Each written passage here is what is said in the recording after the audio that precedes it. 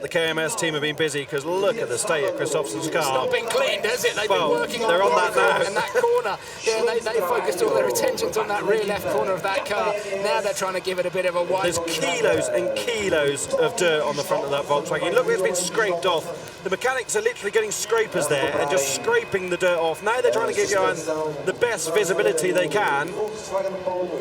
Marco Duran on the windscreen wiper there. It's that rear left corner I want to see how. It's totally done from what I understand.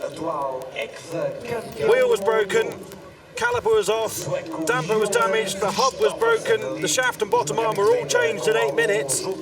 Brilliant, brilliant job. There it is, a nice clean and shiny wheel on the side of the VW, and a bit of tank tape as well, just to wrap it up.